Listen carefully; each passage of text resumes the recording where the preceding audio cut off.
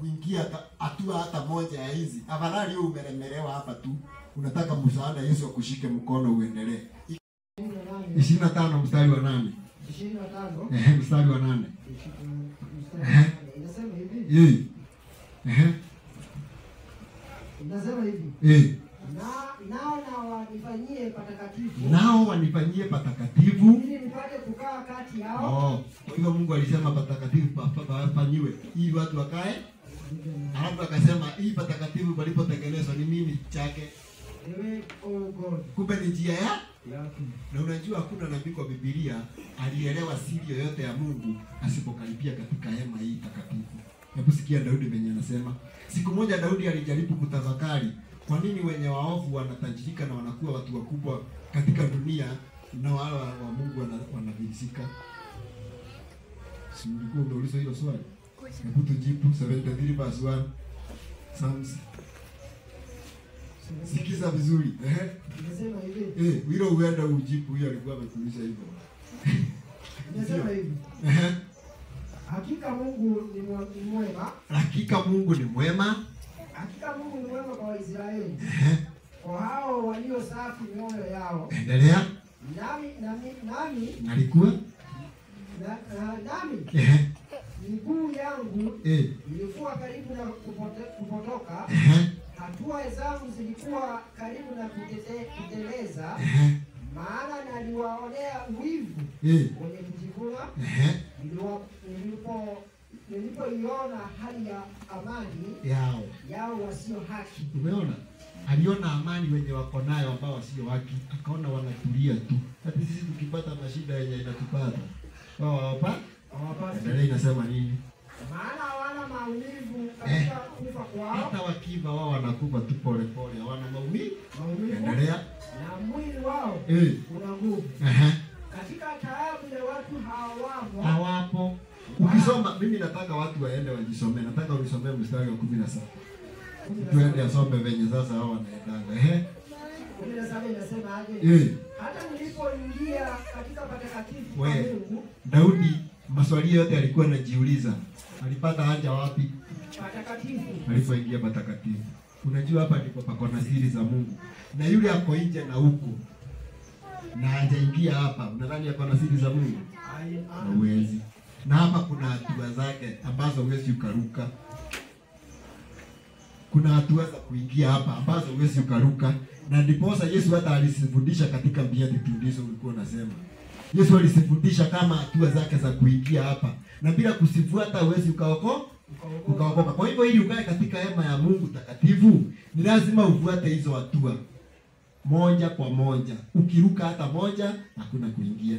Unakataliwa. Na ndiposa unaona kuna wengine walifika hapa, wakaanza kusema pale Kalvari yote yamekwisha. Wakaachana na hizo zingine, hawakufuata hatua hizo zingine.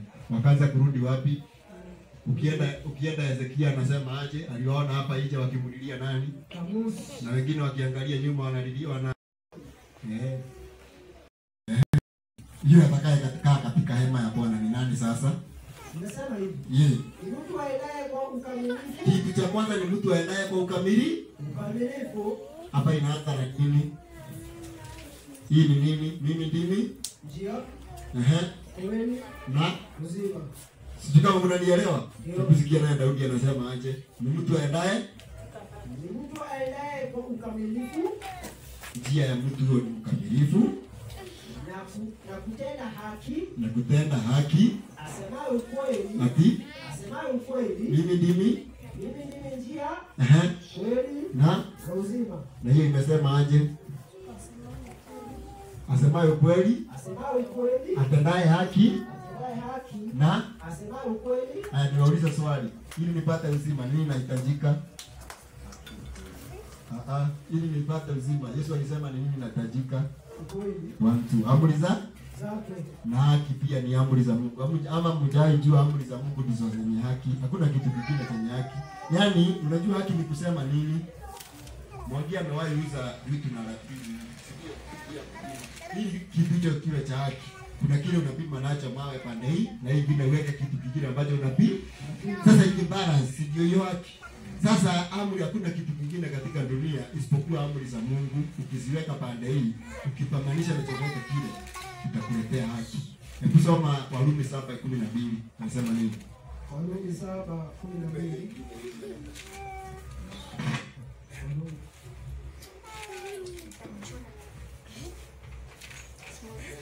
Warumi 7:12. Warumi 7:12 nasema? Inasema hivi.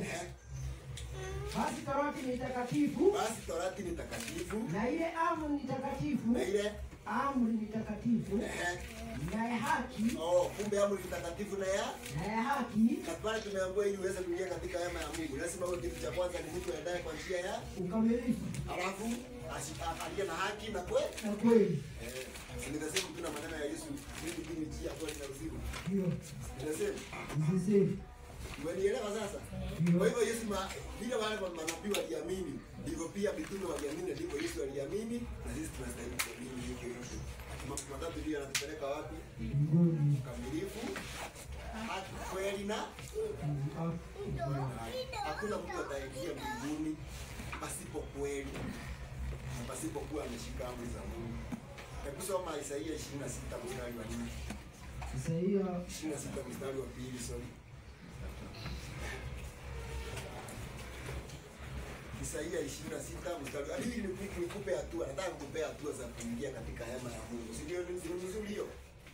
Halo? Halo. Sia kujifunza hatua za kuingia katika hekalu la kuingia wapi? Hema ya Mungu. Si nzuri? Ndio. Tunataka tujifunze tuelewe hatua za kuingia katika hema ya Mungu. Hema ya Mungu. Ili tuweze kukagua watu ambao wamekubalika ya kwamba wataweza kuingia katika hema ya Mungu.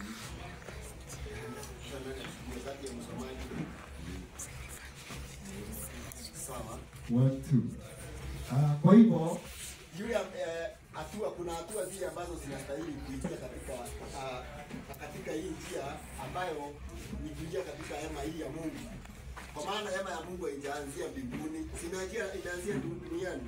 Si hata Yesu alianzia kwanza kutolewa kafara duniani, alafu akapandishwa mbinguni, sivyo?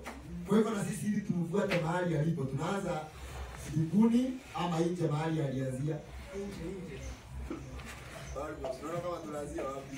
Mahali Yesu alianzia ama mbinguni mahali alipo? Mahali alianzia. Hiyo ndio Ibrania ngapi? 13:12. Hebu angalia.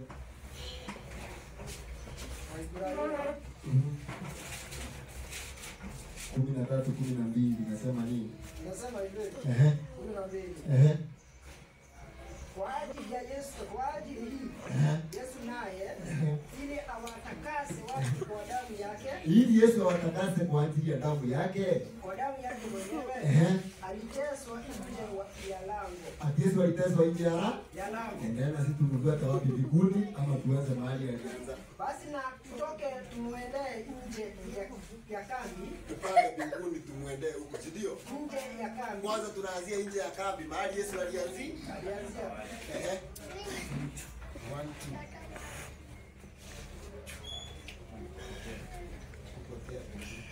Si mnanisikia hivyo hata nikiwa sina?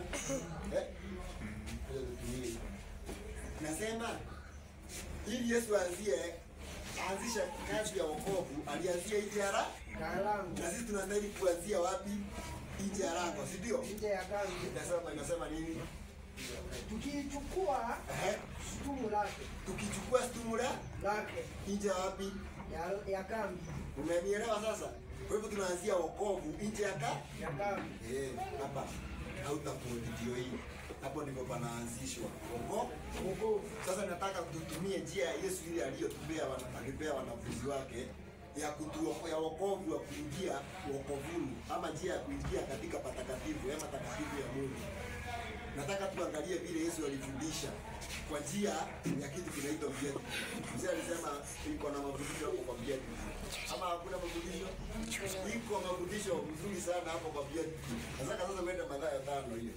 Nasema nini? Ili tuangalie ni nani atakayekaa katika hema ya Bwana takatifu. Nasema Mathayo 5 ngapi? Sasa 3. Nasema hivi. Tatu inasema. Heri walio maskini. Heri walio maskini wa roho. Heri walio maskini wa roho. Maana ufalme wa mbinguni ni wao. Aiongee. heri walio maskini wa roho, maana ufalme wa mbinguni ni wao. Heri wenye huzuni.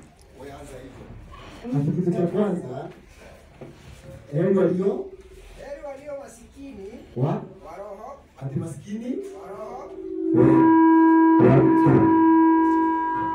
1 2. Maskini wa roho ni nani?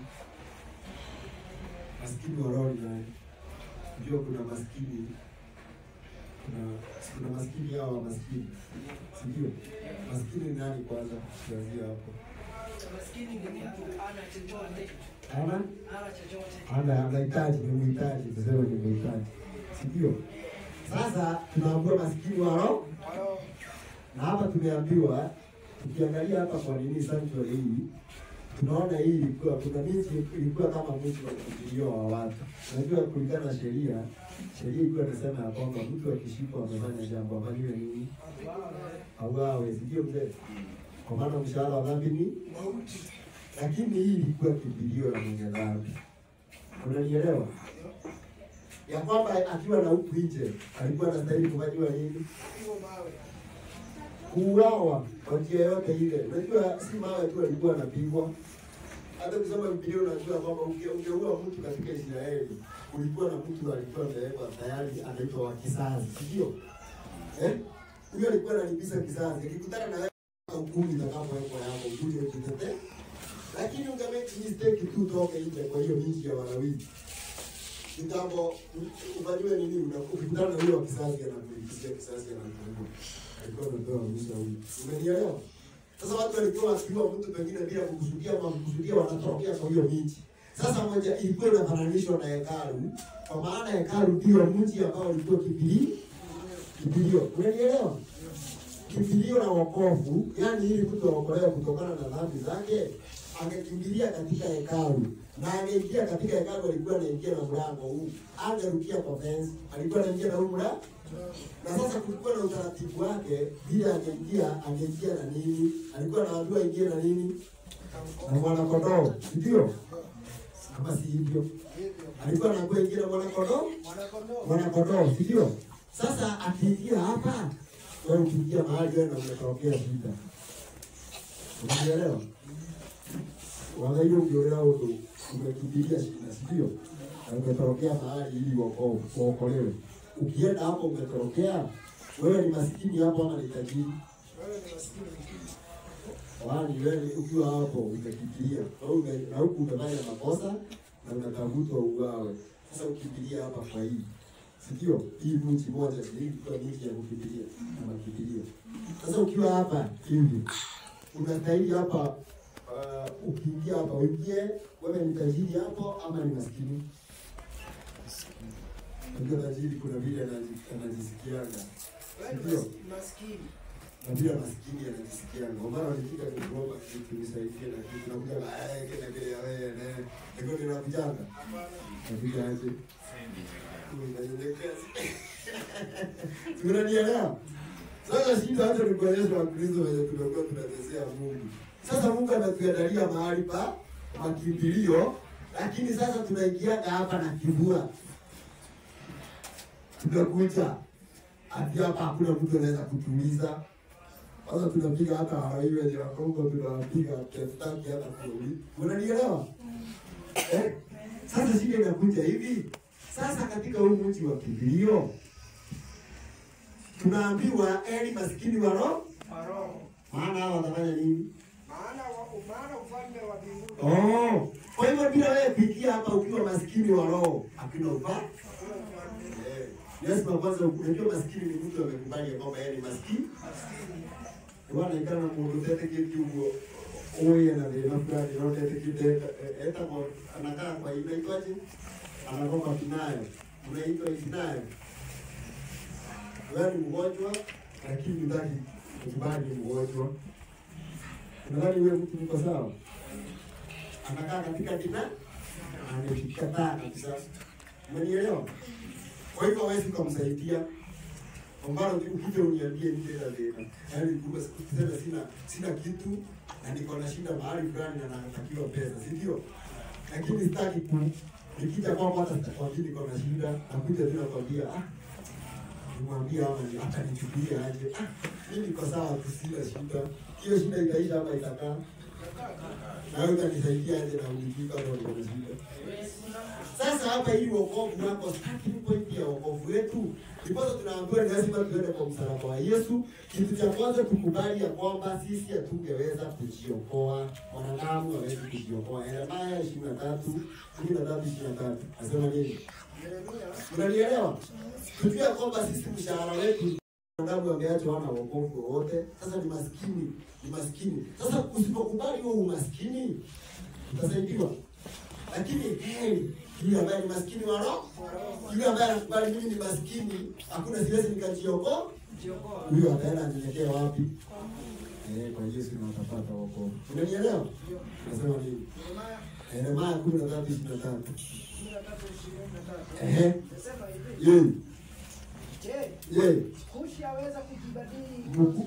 Kushi aweza kujibadili ngozi yake au chui madoadoa yake, ama chui madoadoa yake, kama aweza ndipo nani mwaweza. Ndipo nasi wewe unaona gari muwe gari karibu na tengeo tabia ya maharama si maya magili ya pekee unaona na sport na sio mawai. Kama inaweza alcohol ndio naweza jibadilisha uwe mzuri. Hata mimi na wewe ikiwa hiyo juu na wewe, lakini ikiwa hawezi hata mimi siwe. Sisi kama unanielewa. Na hii ndio shida nyingi kubwa imekuwa kwa Kristo. Kwa maana wengi wamekuwa waking'ang'ania bila wanaweza kuwa wazuri. Wanaweza kuwa wazuri kwa njia yao wenyewe pasipo yeye. Halo. Ndiposa unaona mzee, Wakristo wengi wamekosea hiyo, wanang'ang'ania kuwa wazuri pasipo nani? Pasipo Yesu. Mwisho anakuta kwamba hawawezi. Wengine tunachunguza maandiko, tunasema si nimejua ukweli. Sasa si ukweli naweza nisabadilisha. Leo anasema sitatukana mzee huyu, lakini kesho yake anamtukana. Ndio jibadi. Ndio taona kwa mtu kwa. Ungetuma mtu akaona huo. Ndio mbaje alisema. Kuondokiwa mtu kwa. Sikia hiyo. Hawezi kufanya uone mzima. Wewe ni mimi nimejibadilisha. Leo nitakuwa mzuri, lakini kesho yake narudia tena nilikuwa kimani nilibadilisha. Ndipo Yesu anatupa ushauri, anatuambia mwachunguza maandiko, nadhani mna uzima ndani. Lakini leo ndio anayoishuhudia. Wala mtaki kuja kwangu mpate. Nadhani ukienda kwa mtu kumwomba msaada, si umekubali kwamba ni kweli sina uwezo wa hilo kitu. Lakini ikiwa uko na uwezo, unaweza kuambia mtu atisaidie. Na hiyo ndio ilikuwa vita kati ya Yesu na Mafarisayo. Kusoma Yohana 9:41 ikuonyeshe kitu usome hapo unasema nini. Hawakukubali wao ni maskini. Walikubali wao ni matajiri. Na tunapozungumzia matajiri tuzungumziwa mema. Unielewe. Atuzungumziwa mema tunazungumzia wa kiroho. Yaani naona mimi ninajitosheleza, sihitaji wokovu wa Mungu, yaani wa Yesu. Mimi naweza kwenda kwa Mungu kwa njia zangu mimi nifikie. Sihitaji hiyo njia Mungu alitengeneza. Sasa wao walidhania wanaweza hivyo. Walisema tuko na Musa na kupea amri, tunahitaji Yesu. Inasema nini? Nasema hivi. Yesu akawaambia. Kama ungekuwa vipofu. Sasa hapa ni wakati Yesu aliwaambia, Yesu alimuuliza, wewe unaona kama hata sisi ni vipofu? Ndio kipindi ile unaona dhaifu tu Mungu. Yesu akawaambia aje? Yesu akawaambia. Kama mungekuwa vipofu, msingekuwa na dhambi. Msingekuwa na dhambi. Kumbe watu wakiwa si vipofu, wanakuwa na dhambi. Unajua upofu huu, unajua kipofu ni yule ambaye anasema wewe ni kipofu. Na alikuwa ni haoni.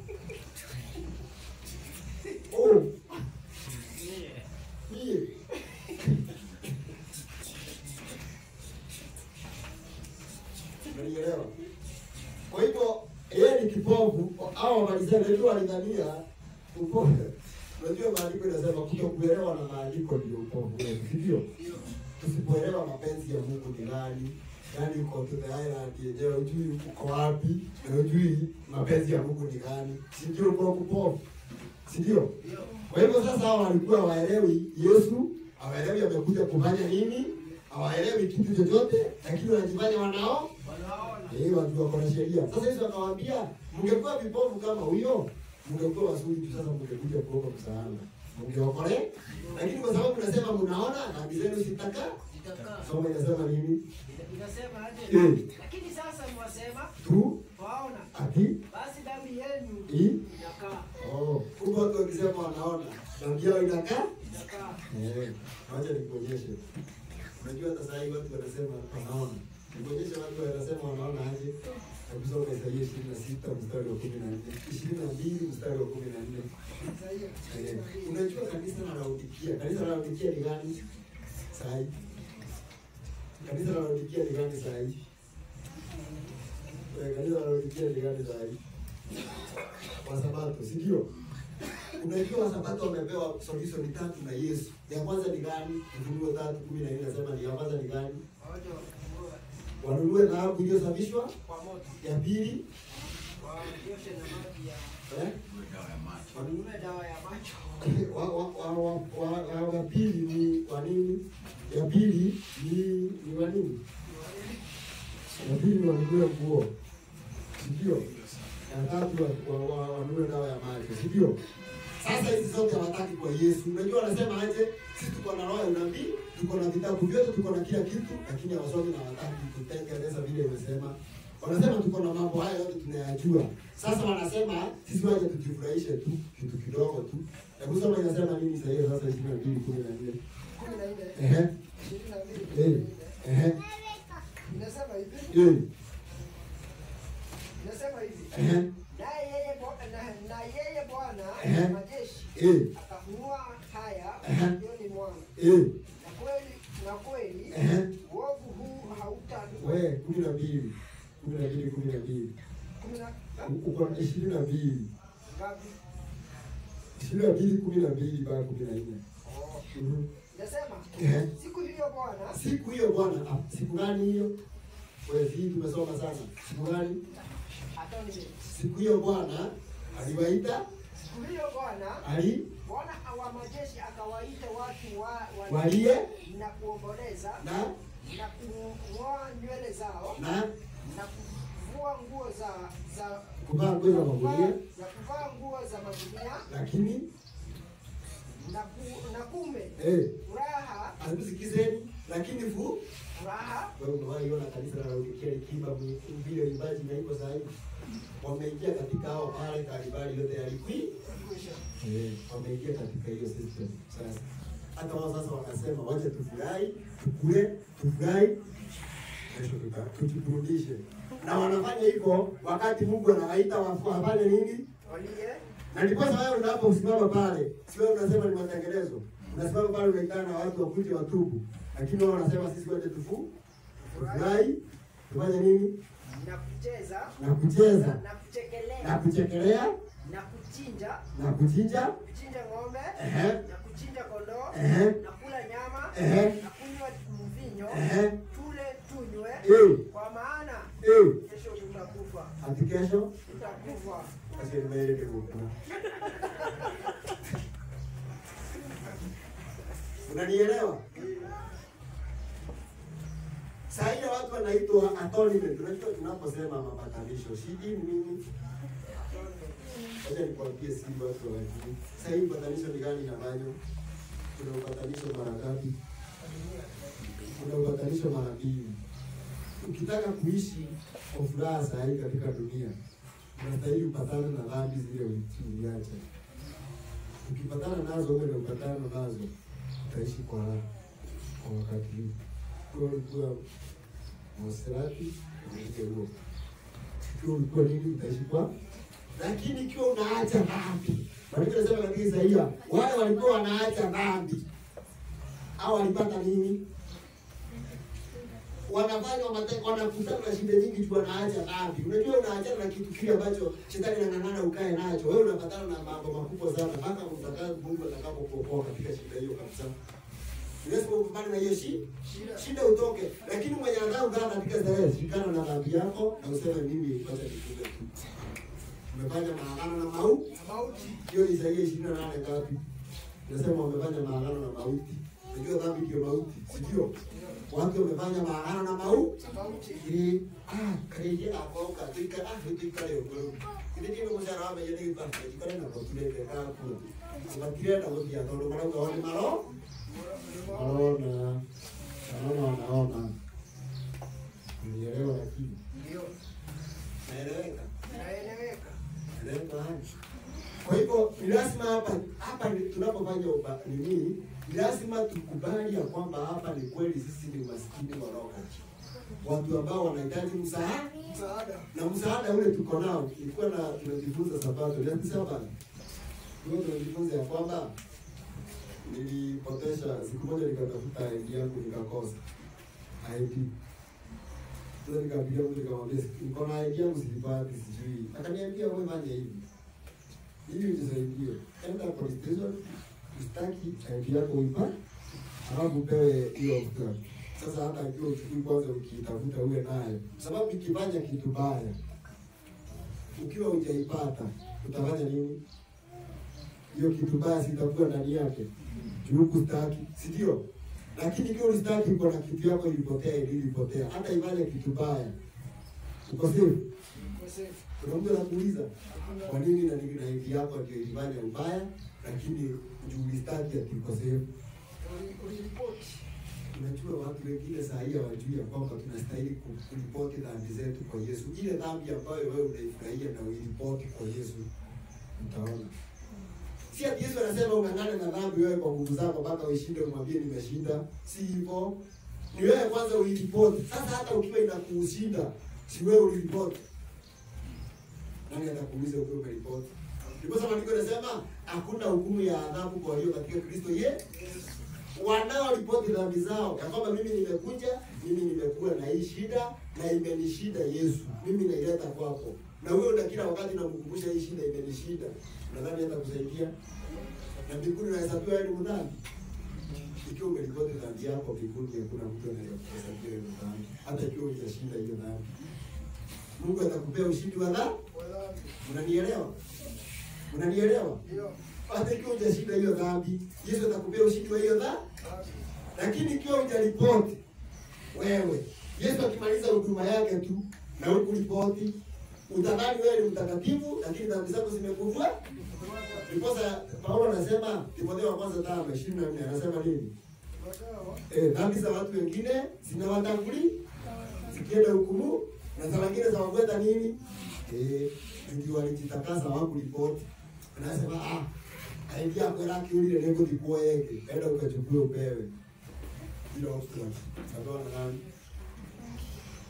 Sababu na nani? Kwa hiyo lazima kitu cha kwanza ulipo ili Yesu akuondolee hiyo shida, alafu akupee ruhusa sasa ya kutafuta haki. Mnanielewa? Sisi kama naeleweka mzee. Kwa hivyo kukubali hivyo, hiyo ndio kusema mimi ni maskini wa roho. Mimi ni maskini wa roho. Na hivyo ndivyo Mafarisayo walikataa kusema. Walisema sisi tunaona. Yesu akawaambia ikiwa mnaona dhambi zenu zitakaa. Unanielewa? Ndio kuna roho kuna Biblia.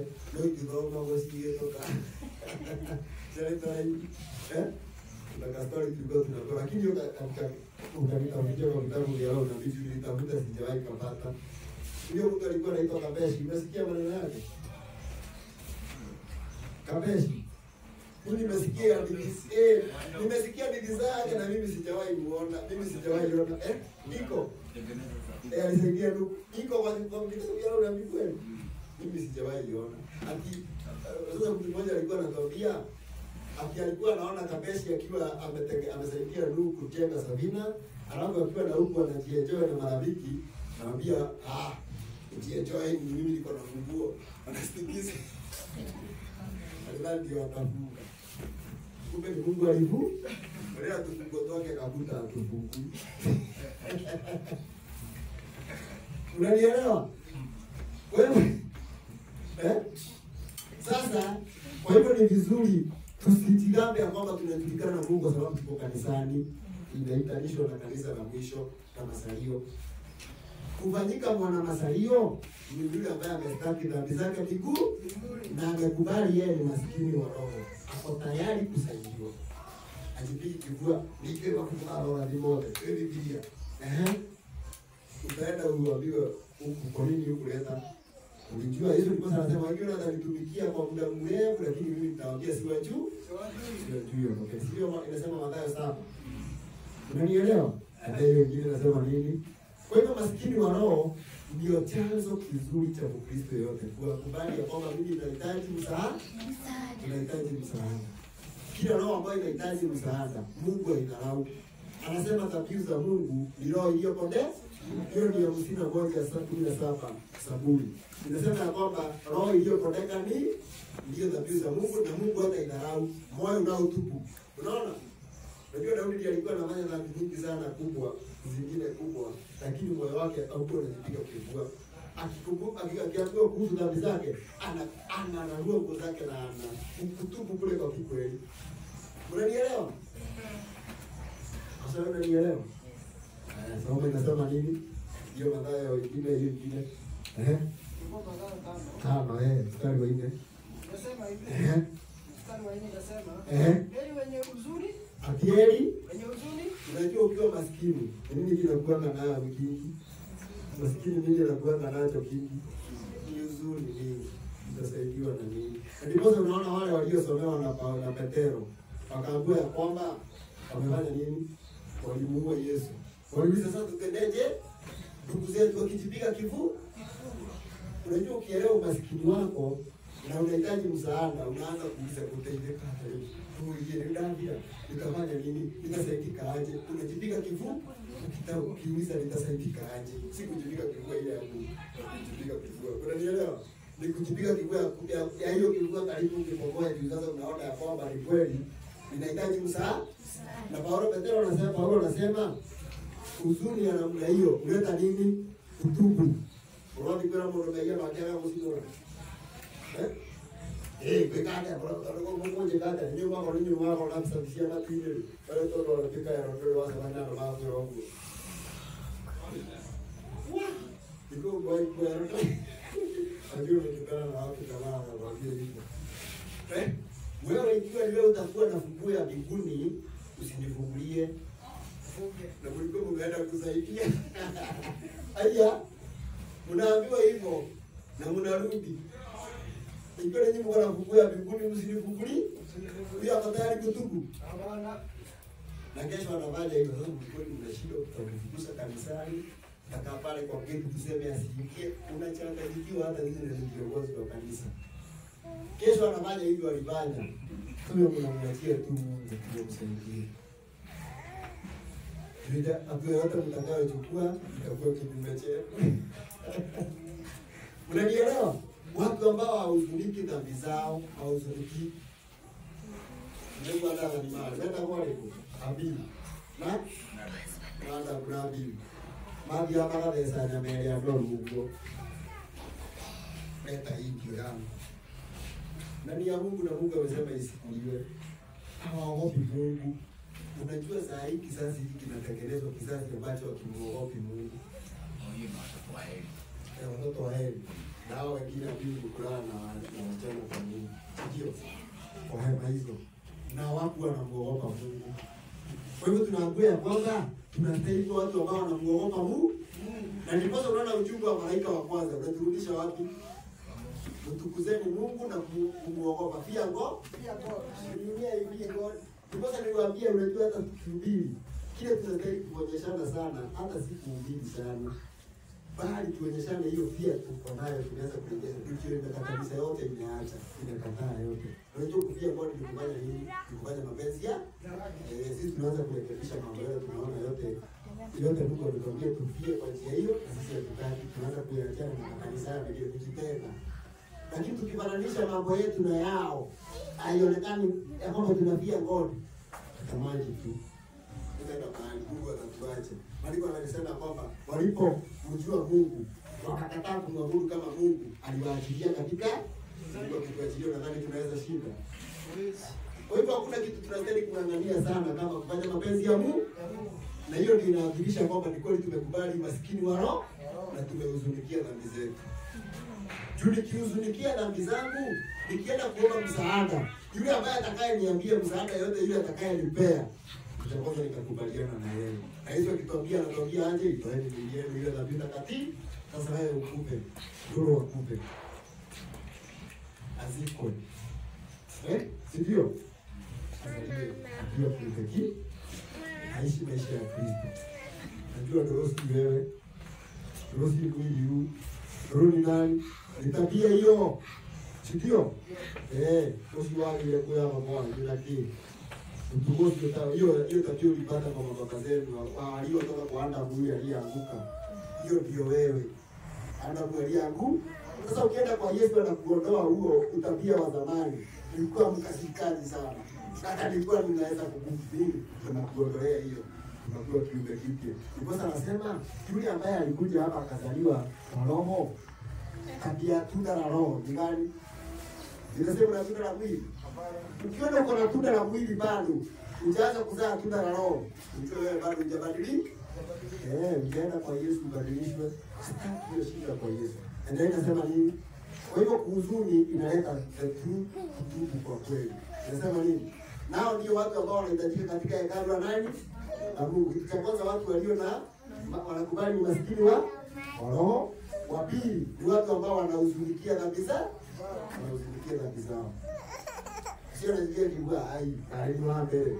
Kwani mimi wa kwanza. Sio tabrani ya unajua sasa hivi watu milioni wanasikia tu watu wa Biblia. Na mtu mmoja tunaongea na yeye. Anasema sikia hata Daudi alifanya nini? Alizima mke wa ndio. Mwingine anasema hata Ibrahimu alichukua beti. Uliuliza venye alifanyiwa. Hebu kwenda uliza venye alifanyiwa alipochukua hivyo. Unajua hakuna mtu hapa Biblia hata mtu wa Mungu ambaye hakuadhibiwa alipofanya makosa. Niambie mmoja. Ibrahimu aliadhibiwa aje? Ukufanya hivyo alifanya. Aliweka vita mpaka saa hii, si ndio? Si unajua hivyo mpaka vita iko saa hii. Daudi kwa kuchukua mke wa Uria alifanya nini? Aliweka uswali kwa nyumba yake, si ndio? Vita mpaka saa hii hata kijana yake alichukua wake zake. Ni kweli? Aliambiwa hiyo itamfuata hivyo. Mungu amuondolea, unajua kuna kitu kinaitwa consequence of sin. Adamu alipofanya dhambi, Mungu alimwambia atamuondolea dhambi, lakini consequence of sin iliondoka. Kwanza ukiwa mtu wa Mungu, achana na wenye watu wanajua ati wewe ni kweli mimi siko najua hili ilikuwa dhambi, niliingia tu nikajifunga. Lakini kama sisi sasa hivi tukirudia dhambi yoyote ile, Mungu si ati hata tusamehe, lakini kile kinapatikana consequence of sin italime. Ukienda usini saa hii kupata na ugonjwa kama gani? Hiyo consequence italime. Lakini Mungu atakusamehe. Lakini hiyo consequence hata mwaliambia nimekusamehe nimekuondoa, lakini consequence of sin italime. Gani hiyo? Utakula kwa jasho yako, shida zile zote zikipata italime. Kuna zile consequence. Kwa hivyo uchukie dhambi. Kwa maana inaweza kosa kuondoa, unaweza kuta kwamba hiyo simesamehewa, lakini consequences zimelime. Kama naeleweka. Soma hiyo ingine inasema nini? Kwa haraka ili tumalizia. Nasema heri wenye upole. Heri Wenye upole. Heri Wenye upole. Unasikiza watu wa Mungu. Sasa mtu akiwa na amehuzunika, anakuwa mpole afanywe nini? Afundishwe, si ndio? Unaona Mungu mpole alifikiria. Unaenda kwa kwenye orosi angewa na ndiko. Anakuwa mpole. Wacha nionyeshe uzuri wa kuwa mpole. Ndio uzuri wa kuwa mpole. Mungu anapendeza sana watu wapole. Na si mpole ule unakaanga ukidileta ni watu. Ndio ndio mpole hapa hapo. Watu wanapo akaanga kwa kajira. Wewe ni wewe. Wakati wanaitenda wondoro wewe. Sasa hizi tano ndio tena. Si upole hiyo. Ni upole hata wewe ulikweli ubadilika. Unanielewa? Akiweka wacha niweke Yesu chini. Lakini ni wao na mtu akiweka Yesu chini. Na niliona akiweka Biblia chini sasa nikadhani kwani Yesu ni Biblia. Nisema alikuwa maana ya tena kwa story hiyo. Tunaonekana kwa mtandao. Sasa wacha niwaambie, tukiwa wapole kuna advantage za kuwa upole. Upole ule wa yaani Mungu niongoze. Hebu soma Petro mwanzo 5:5. Petro wa kwanza 5:5 inasema nini? Uzuri wa kuwa mpole katika Kristo. inasema hivi. Ndio kwa matamamo mali ya pole. Unajua mtu mpole saa hiyo na uambie mtu wanamlo venye unataka kumwambia. Atakuwa mpole asikilize. Au ndio tajua hapo hakuna upole. Lakini mtu mpole anasikilizanga. Kwanza anakusikiliza vizuri, ukitaka kuelewa mtu mpole. Anakusikilizanga hivi ananyamaza anakusikiliza. Kimaliza sasa anakwambia na hapo anaanza yaani unaendeshana vizuri. Unanielewa? Yaani unakuwa wewe unajua unakutana na watu wengine wapole, yaani mtu huyo anakusikiliza, alafu unajibiana vizuri. Anasema nini? Inasema hivi. Hivyo. Wazee. Naam. Ninyi wote Atujivugeni unyenyekevu, mpate kuhudumiana, sababu Mungu huwapinga wenye kiburi. Ati Mungu huwapinga wenye kiburi, Lakini huwapa wanyenyekevu nini? neema. Akiwapa wanyenyekevu nini? Neema. Mtu ukipewa neema na Mungu, unajua neema ya Mungu ni gani? Mungu anakujulisha siri zake. Neema ya Mungu ni siri zake. Neema wega wa Ngai na ukimwambia wega wa Ngai.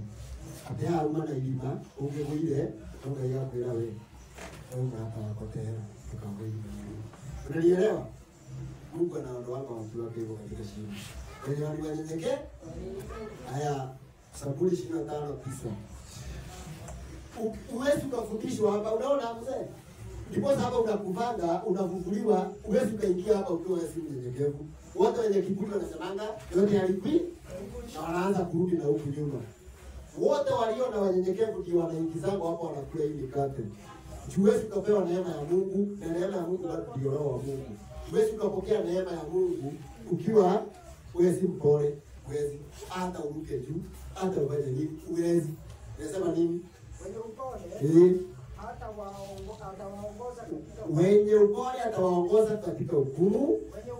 Wenye upole atawafundisha njia yake.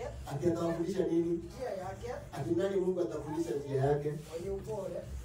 Ati wenye upole Mungu atawafundisha njia yake. Unajua Mungu akikufundisha njia yake unadhani hapo ni kuzuri yake. Ati anakufundisha njia yake. Mwenye upole Mungu atawafundisha njia yake. Hata Petro anasema hata wamama mwe wapole. Sijui mnaambiwa mwe wapo. Unajua acha niwaonyeshe siri ya wamama wakiwa wapole. Mungu anasema atawafanyia nini? Kusoma Zaburi 149 mstari wa 4. Kwanza kukiwa na Kiingereza nisomewe. We 149 verse 4.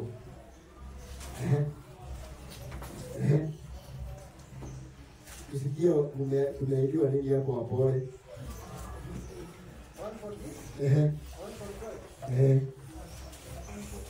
Passport. Kiingereza iko hapo? Iko wapi? Soma kwanza Kiingereza. For the Lord takes pleasure in his people. For the Lord takes pleasure in his people. He will beautify the meek in his foundation. He will beautify the meek. Oh, ana beautify. Ni kweli. Hata kwa msichana wewe umefuata tu maagizo ya Mungu. Na mama umefuata maagizo tu.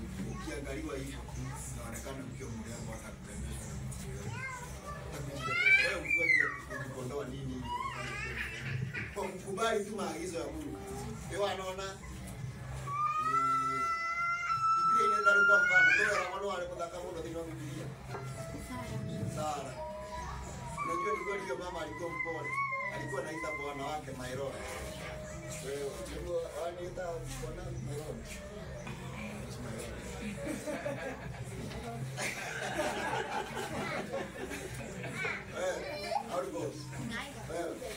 Umelitanga bwana. Haya ndio Biblia inasema, Biblia inasema alikuwa na mlima. Ni kweli. Lakini sasa hivi nasikia Kajaro kametoka Kajaro. Baba. Hata kama nilikuwa nakasikiaga. Maana ni si ati nakasikiaga pia. Kwa hivyo walitoka kwa roho sasa ni. Maana ndio hiyo. Kwa hiyo kanisa baya vizuri. Unanielewa? Kwa hivyo tunaambiwa ya kwamba wapole sasa wa namna hiyo, Mungu atawafanya nini? Beautify. Unajua beauty si kuona. Unajua kuna mtu anakuja tu na kuangalia tabia yako. Unasemekana ukisoma kitabu cha Esther. Esther hapo atamebeautify vizuri. Hata vile watu walipondoa wao wengine wakapondolewa vizuri ili waende mbele ya mfalme. Yeye hakufanywa hivyo. Unajua ni kwa nini? Walikuwa naona hana chance yoyote kwa mfalme. Lakini upole wake tu mfalme alikuja akaangalia akapendezwa nao. Nani alivutia hiyo macho yake? Yone kwamba ni mrembo kuliko wote. Mungu alimbeautify mwenyewe kama. Na ni kweli alimfalme alimpenda upendo ambaye hakupenda hata mke wake wa kwanza. Hata wakati wanaomba ili aende mbele za mfalme. Mfalme alipoona ni Queen Esther ameingia na ilikuwa imetolewa sheria kwamba mfalme asipokunyoshia mkono umekufa. Immediately alinyosha. Unataka aje mke wangu hata ukiwa ni nusu ya ufalme wako.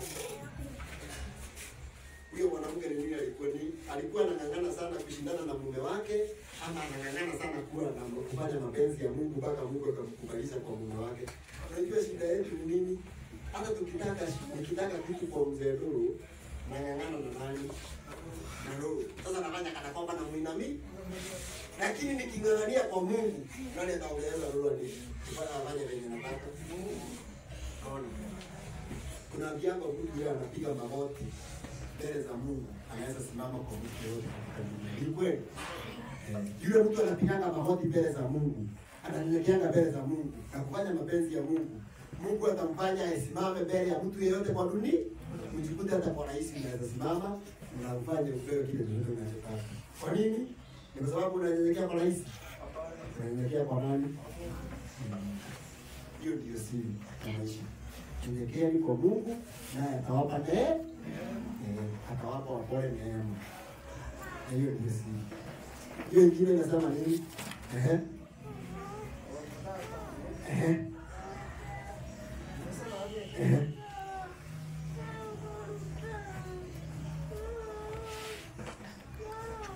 Huyu ameandika asome juu kuna maisha. Inasema hivi. Heri wenye njaa na kiu ya haki, maana hao watasibishwa. Unajua ukihurumiwa na mtu sio kama mwaenda mahali pengine upewe rai na mtu ama kitu kingine kinaweza haribika ukiharibu kwa sababu huko unajua, sio? Alafu upewe chance nyingine ya kutumia hicho kitu. Tunataka sana kufundishwa uelewe kila hata kona yote ya hiyo kitu ili usiharibu tena. Sasa mtu mwenye amekubali ya kwamba alikuwa amekubali maskini wake na alihuzunika kwa dhambi zake. Unajua Yesu akacheza tena na dhambi. Anapetaka nini? Anatoka na njaa ya nini? Anang'ang'ania neno la Mungu asikosee Mungu tena. Wewe sikitaka tena nikosee. Anang'ang'ana sana kujifunza neno la Mungu. Usiku na mchana. Alielewa mapenzi ya Mungu. Lakini mwenye tu alipata anasema aliokolewa kwa neema. Neema tuna na yeye hata hakuzunikia dhambi zake. Unajua dhambi yenye hujawahi huzunika hakuna kutubu. Ndio yule mtu ambaye amewahi kuzunikia dhambi yake hata moja, ikiwa ulikuwa mwizi ama mwasherati ama nini, uhuzunike kwa ajili ya hiyo dhambi, unaweza rudia? Hakuna. Huwezi ukataka mani hiyo huzuni tena uzunikia. Lakini ikiwa huku hujawahi kuzunikia dhambi yako, utairudia. Utairudia kama wakati mwingine. Kama wakati mwingine tu. Lakini mwenye huzunika na kweli ukasikia uchungu kama ukajipiga kama wale waliuliza Petro tufanye nini? Hata Yesu yeye amerudia azurupiwa tena. Unadhani wamekubali? Wamekubali. Kwa hivyo huzuni hii inaletaga sasa unakuwa na kiu ya kujua haki. Na ndipo usiku na mchana unang'ang'ana kujifunza neno la Mungu. Na ndipo inasema heri yule mtu asiyekwenda katika shauri la wasio bali sheria ya Mungu ndio impendezayo. Wewe kwa wewe maombi bana hata magi utoe tena hiyo si wale tena wao. Ule kwa wewe sio ndio kuna sheria si ambaye kumesema wewe ndio ambaye ndio uko. Ndipo Yesu alisema yule ambaye amesamehewa sana upenda sana. Yule amesamehewa kidogo. Hawani tu anasema si mimi tulizaliwa kwa mzuri. Ndio tunasema alizaliwa kwa wazuri. Yeye kama kaona tutaona kama mmoja yake akimanga hivi tayari mwana. Kumbe maokera. Alizaliwa kwa mzuri. Kuna mtu alizaliwa kwa mzuri. Sasa tulibeba dhambi za Adam. Si ndio? Yengine. Kwa hivyo njaa na kiu ya haki inatufanya tuweze kung'ang'ania kupata haki, na haki hiyo tunaipata katika neno la Mungu. Ili tusipotoe tena haki. Nasema nini? Nataka tuharakishe niwape nafasi ya kuongezea. Inasema mstari wa inasema hivi, heri wenye rehema. Heri wenye rehema. Maana hao watapata rehema. Heri wenye rehema. Rehema kwa Kiingereza ni mercy, si ndio? Ndio mtu wigwire hivyo kana hivyo gerale angina. Unajua hivyo? Halo. Mungu alikuwa ameambia wana wa Israeli hivi, mkumbuke nyinyi pia mlikuwa wageni na wapitaji, si ndio? Na mlipitiwa vizuri mkiwa wageni na wapitaji. Pia na nyinyi wageni watakao kuja kwenu, muwatiliki vizuri kama vile mlivyo tulitiwa. Umenielewa? Mundu wigwire hivyo dhali. Si hata anakuwa na huruma kwa wale wengine. Lakini unajua sasa hivi kwa nini Ukristo ulija una huruma? Ni kwa sababu hawajajua huruma zenye walipata hapa. Hawajui hata hawajawahi pima wajue ni kifo gani wamefunga hapa. Yesu shetani amewafunga macho. Hawaelewi wameokolewa kwa nini. Sasa kwa hivyo hata hawana huruma kwa wale wengine. Unajua sasa hivi ni juzi tu nilikuwa tunaambiwa Sabato wasijiwe.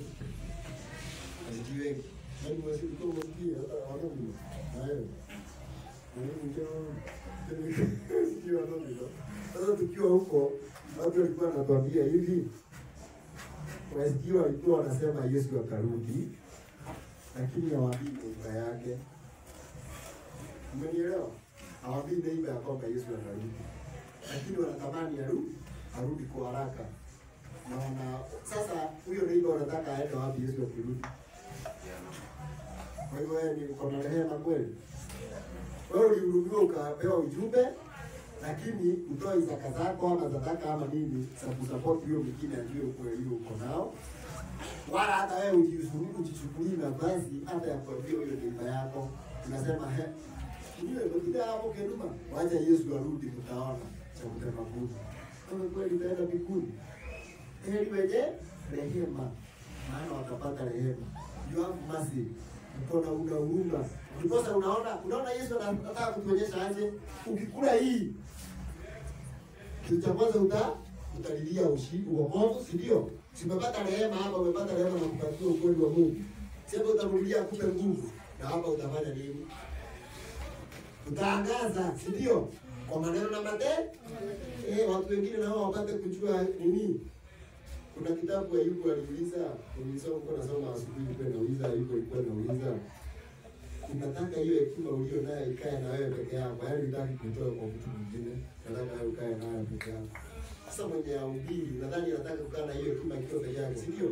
Hataki mwingine aelewe ni nini anajua. Mimi kaeni hivyo. Si waambia badali wakataa. Hata waseme hatutaki. Nikwambia utaki ni sawa, nilishauriwa sasa hapo. Lakini bado unasikia tu kienda kuwaomba, unawaombea tu Mungu akumbuke, uwafungue macho waelewe ni nini.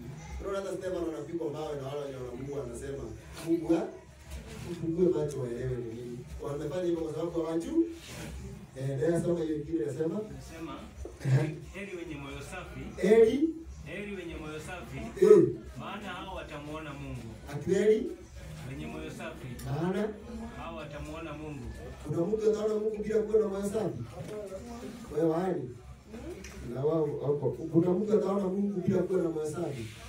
Sasa swali la kuja hivi. Ndio sio jiko nasikia hata kujikana na hata mlevi. Si ndio? Ndio. Kwa na mlevi ya kusaidia. Yes. Sema ndio sio na kwa nje kai. Ndio. Kwani wasafi ni nini bwana? Tunapataje wasafi? Hapa tunapataje wasafi?